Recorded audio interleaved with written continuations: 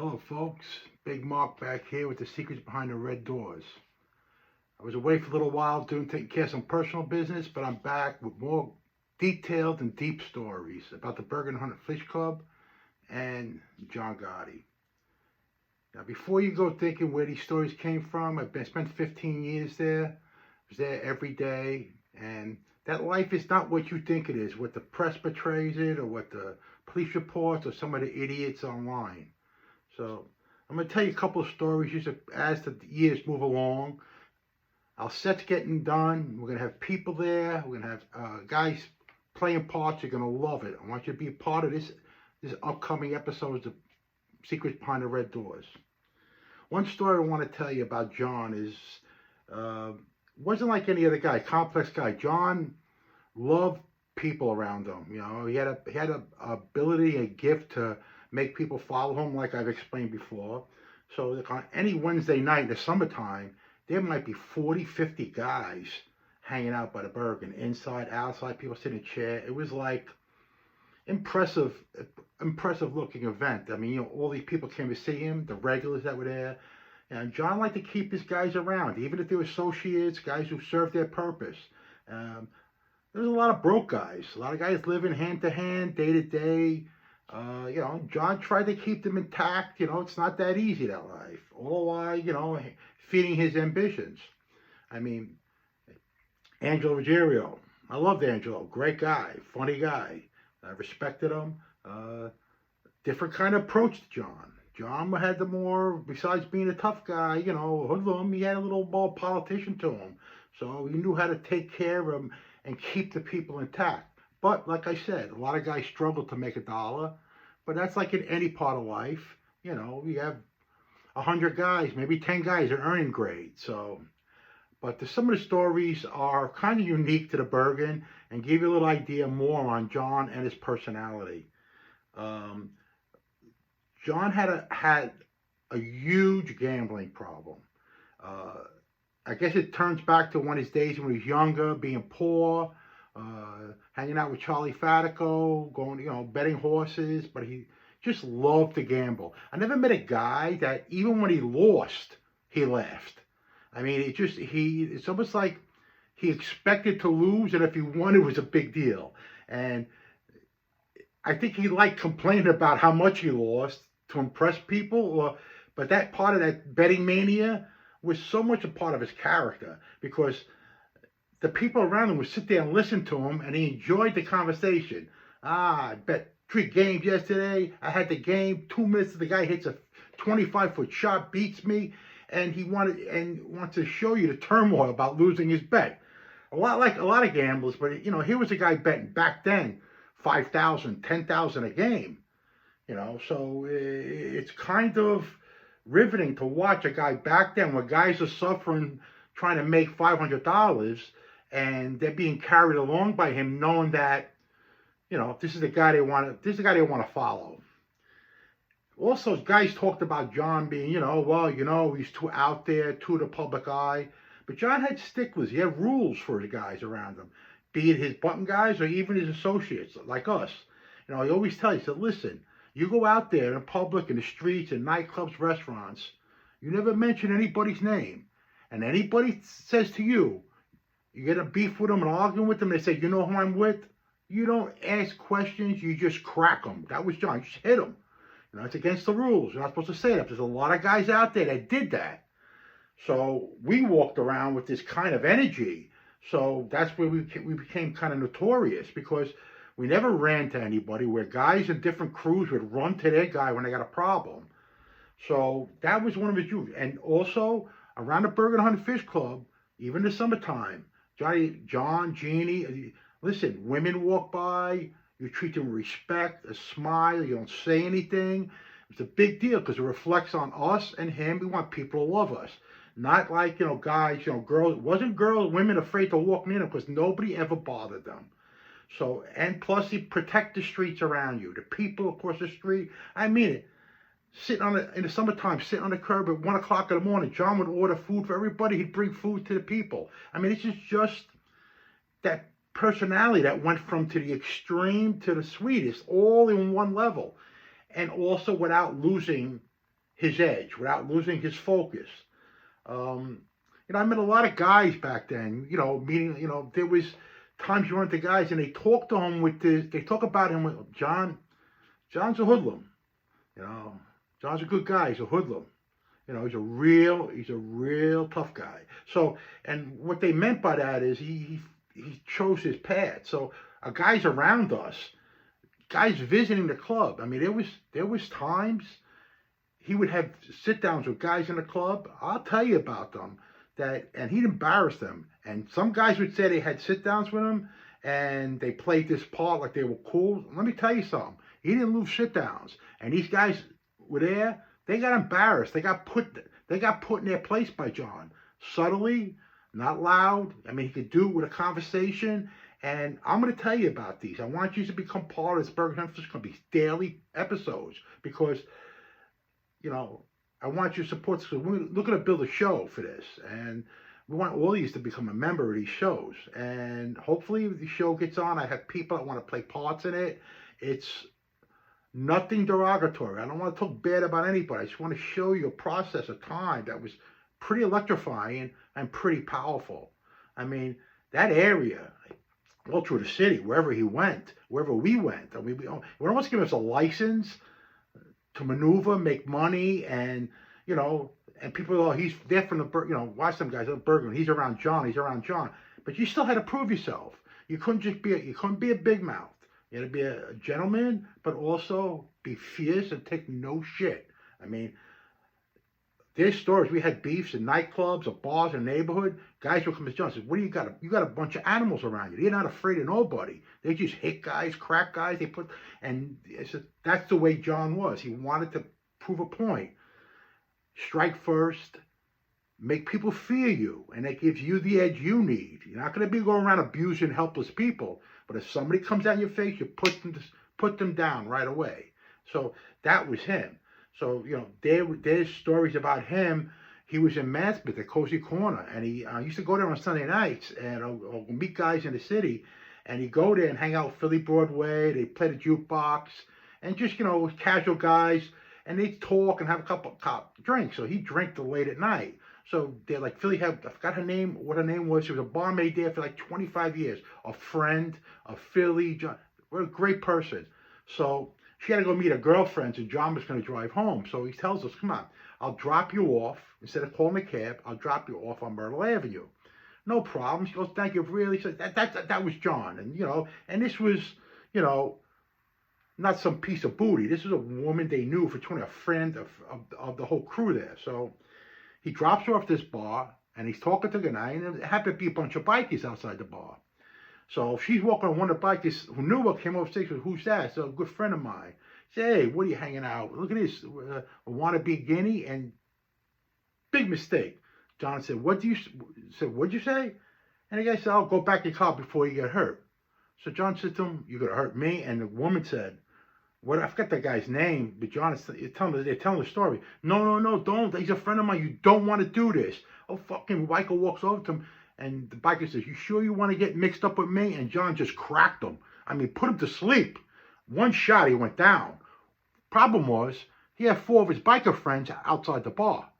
So the girl starts screaming, no, you don't want to do this. You're going to make a big mistake. They start fighting. John's fighting. He got 3 guys by himself. Sure, he's getting a little banged up. He's knocking guys out on Myrtle Avenue. This is a beef. And finally, the guy, one guy runs in the bar, get more guys. She gets John to get in the car and get out of there. You know what I mean? But there's a couple of guys laid out. You feel this guy, four bikers by himself. He takes off. So a couple of weeks later, all of a sudden that bar goes on fire. Whatever happens, the bar gets burnt down. Nobody knows what happened, but I'm sure John did what he's supposed to do. Shut that down, get rid of them, teach some guys a lesson. So one night when that bar was closed, it was a standalone, and just destroyed it. That was a message. So here's a guy back then by himself, dressed up, of course, nice, slacks in a shirt, fighting 4 bikers, lays a couple of them out, and then sends a message. So that's John, doing a person a favor and becoming, the fearless guy he is. So that story resonated, you know. So, you know, the woman, next week, the woman said, I'm sorry. So I told him he's fucking with the wrong guy. He's going to come back with 40 guys. You're going to be trying.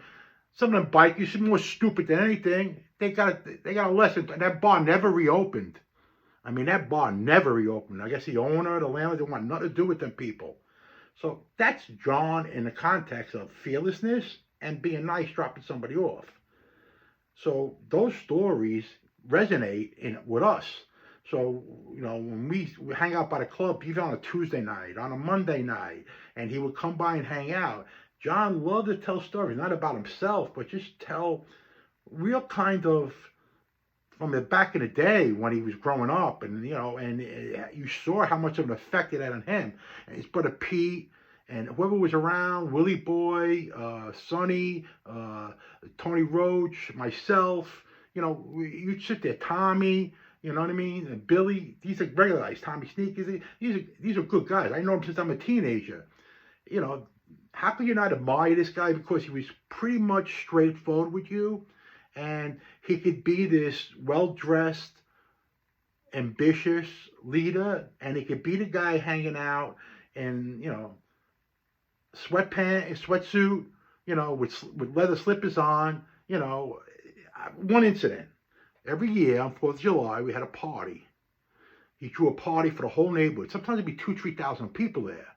And my first, second year, this was great because first of all, everybody pitched in, from his brothers, me, we all pitched in, helping out. Everybody would help. Guys would cook.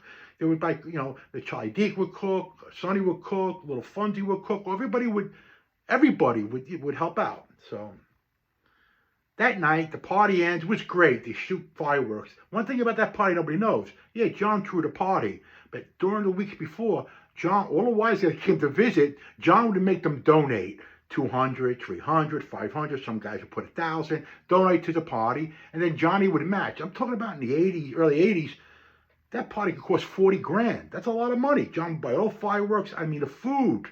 It wasn't like hamburger and hot dogs, sausage, chicken. They had barrels of beer and soda. You know, there was a lot, and they had guys coordinated, 10 guys shooting fireworks. Nobody ever got hurt in the street. It was roped off. Funny thing is, they blocked the street on 101st Avenue. Used to be a Green Line bus company. Used to run the Q8, I think, used to run down on 1st Avenue. They detoured the bus. Now, I knew back then, Green Line bus, the union guys, they all owed Shylock money to a lot of guys by the club, like Angelo, John, and Pete. So pretty much went to them, so listen, we got to detour the bus. No problem. They turned it. Used to turn up on 1st Street, go around to 3rd. It was wild. So that night, after the party, it had to be 1 o'clock in the morning. We get out there, guys, with the hose, clean the streets, spotless. All of a sudden, Johnny comes out with a cigar in his mouth and a box in front of him. All right, let's go, teams. And he has these little red missiles they call whistling Jupiters. These are guys who used to whistle and snap like a firecracker. They used to travel 20 feet. Johnny's got a case of them, and he's handing out a gross to you, and he's got like 15 guys. He's handing them with the cigars. Everybody got a cigar. We're lighting the fuse and we're having a battle. 6 against 6, we're throwing at each other in the street like kids. This is on 101st Avenue. All of a sudden, pop, 2 o'clock in the morning, we see 2 cops come. Cop pull up, get a car, and I say, hey guys, it's 2 o'clock in the morning. Somebody complained about the noise. Guy walks out and sees John. He says to me, oh, Mr. Gotti, how you doing? He says, you know, we're playing, having fun. He says, you're having a battle, a bunch of guys against each other battle with, you know, with these whistling Jupiters? He says, yes. They had a different name for them. Let's just keep them at whistling Jupiters, right? So people complain, really? So Johnny says, Scott says, here, he takes it back to the cop, come on. And the cop stopped playing with us. That was John. That was not only his reputation, but his personality. And we start having an 8-on battle in the middle of the street for hours. It's hilarious to watch captains and wise guys act like 14-year-old kids playing stickball. That's the difference. You have a party. He spent $20,000, $10,000 of his own money. That's a lot of money back then. That was 4th of July.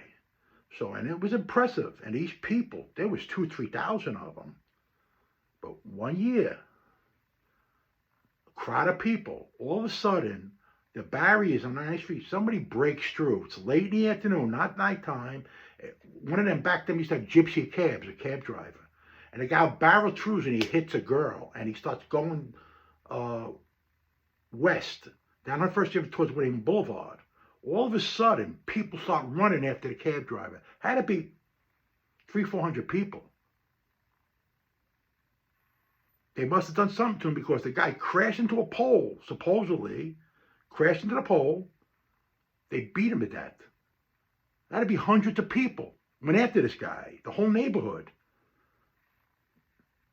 That night, late at night, there was a car circling around with 4 or 5 African American guys looking around. Passing my club, just looking. We're standing outside. We come in, and Johnny left already. Danny Wagner's there. Danny was a funny guy. Danny was Charlie Wagner's brother. There's a guy there circling joint. They're looking. We had about 15 guys, so they were just kind of checking out the area, making U-turns, coming back. So Danny, nobody had a gun on him. But Danny, he had a gun that he was cleaning. He couldn't put it back together. A little 38. And Danny's trying to put it, they can't get the gun to stay together. And so I never forget all of a sudden, I forgot who it was. John walks in, or some angel walks in and goes, what a bunch of fucking gangsters we are. We got 15 guys, one gun, it's in 3 pieces. Not one of these can put it together. But the car drove away. They must have got intimidated, got scared, didn't want to be bothered. But there's the sinister of it. I think the guy died, that's what they said, but it could have been 300-400 people went beat this guy, kicked him to death because he hit that little girl. Now, that's what went on, but there was 3,000 people there. You could never know who did it or how it happened, but that's what I heard. But you know, we were working, we were running that party, so we couldn't leave. But that's the intensity of that neighborhood, you know, very protective. And you know, so that's 4th of July, that fun time, and 4th of July, the serious time. That's part of that life. So all them guys, not the visitors, a lot of them guys were 300 here, trying to hustle money. They were gamblers, making moves. I mean, there was scenarios, you know, John had a guy around him, Fat Bob Pellegrino. Everybody knows Fat Bob, big fat guy, they call him Boston Bob. He took care of everything for John. Dry cleaning, took care of his all, you know, just ran around, did everything for him. Bob had a problem. Bob manipulated and shysted everybody in the neighborhood, no matter where he is. Always strong, always to make money. He had a way about him. He was a conniver. He was a beat artist. But that, you know, but he served his purpose. He took care of John's personal needs, almost like a valet. So, you know, John put up with a lot of shit from him. John was great at giving guys second chances for minor offenses, stupid shit. But people didn't know that. But listen, one time John had been there was a clothing men's shop called David Nagler's in Bensonhurst. Famous. They used to get the custom-made shirts with monograms on the lapel. John used to order 5, 6 at a time, 7 times. So he had ordered them one time. So he says he comes to the club, he sees Bob, hey Bob, do me, go down to David Nagler's, right? He says, here's $500. I think the shirts were $90 a piece back then. In fact, I bought 5 shirts. Go down there, pick up the shirts, bring them back, we pay the guy. Bob goes, gets the shirts, come back a couple hours later from Bensonhurst, drops the shirts off, John's with the shirt. Nice. They got JG on the monogram, he used to monogram the cuffs back then. About 2 weeks later, 3 weeks later, there's a phone call in the club. And John, it's for you, too. It's David Nagler. I say, John, hey, David, what's the matter? He says, do you like the shirts? He says, yeah, they're fine. What's the matter? He says, I never got the money. What are you talking about, I never got the money? He says, Bob didn't give you the money? He said, no, Bob told me he should come back a couple of weeks. Johnny will pay you when he sees you. So I figured, you're a steady customer. It's John. You know, you buy 100 shirts from me, I don't care. Really? So John says, that fucking motherfucker didn't pay him and kept the money. That next day, Bob comes walking in the morning, whatever. He thinks, hey, John, he says, let me ask you something, you fat motherfucker. You got a mental problem? What? That David Nagler called me. I gave you the $500. You didn't pay him? I told him I paid. I was trying to juggle. Let me ask you something, Bob. Are you fucking retarded? It shines on me. You make me look bad. I gotta get on the phone with the guy, and I gotta tell him I got a guy around me. He's a fucking conniver. But John got mad at him, but then John would laugh about it too. He says, this guy, nothing stops him. Anything to make money. So, he would scold him, but not loud. He wouldn't abuse him and talk to him. And he'd come and laugh and tell us this guy's the best. He just connive his money, but he serves his purpose. So John kept him around, just tried to shorten the leash on him. But that's what some of the guys around it. There was a guy directly taking care of John his personal things, and he was still using it, And this Bob did this for years. Store owners, and John would scold him and stop him. After a while, it got worse. John would give him more money so he wouldn't do it. So that's part of that life. You know what I mean? A lot of guys, I used to work the Continental game. I used to run it, cut the game. I made good money. The rest of the week, you got to go out, hustle, do something on your own because there's no money. John used to say guys be hanging out in the chair in front of the club. And he'd come out when he would go to Manhattan and say, you guys could sit there all you want. The money's not going to fall out of the sky. You got to go get it. So that's his philosophy. That was just, he didn't want guys, but he also wanted guys around him all the time. 20, 30, 40 guys. So, he wanted that power in the numbers. He wanted to impress people. But since he was a kid, he had guys follow him. So you imagine, even on an off night, not even on a Wednesday night, there'd be 15, 20 guys hanging around the club. And then from there, they go to Richie's, Al Francesco around the corner, and hang out and drink all night. There's stories. He's a natural leader. But, there's other guys that say they knew him well. John was a captain. Captains didn't carry pistols. You want to know his true story? John had a black four-door Lincoln. I think it was early 80s, a black town car. And in town cars, they had the armrest, which to open up, used to keep things in it, whatever what it was. So on Sundays, John used to go to Staten Island, go see what John called them, the Pollock, Nazabik, Paul, go, I guess, to a captain's meeting, whatever it was. So he'd be in a club, it was a Sunday, and it was, he says, hey, Mark, go in my car, give you a key, go in my car, in the armrest is my gun. There's a handkerchief around it, take it up, put it in your pocket, and hold it for me till I get back. So I pulled it out, it was a 38, no hammer, 38, pulled it out.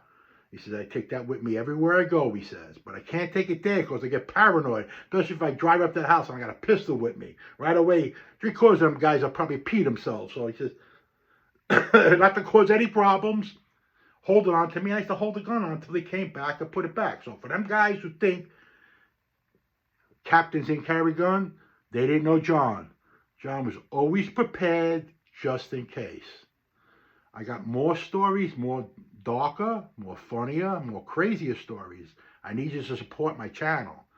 I'm trying to build this show, put it on, and whatever help I can get you involved in this. It'd be a great project. I got probably another 150 stories, 200 stories, more better than these. I want to tell you them piece by piece. I want to entice you in.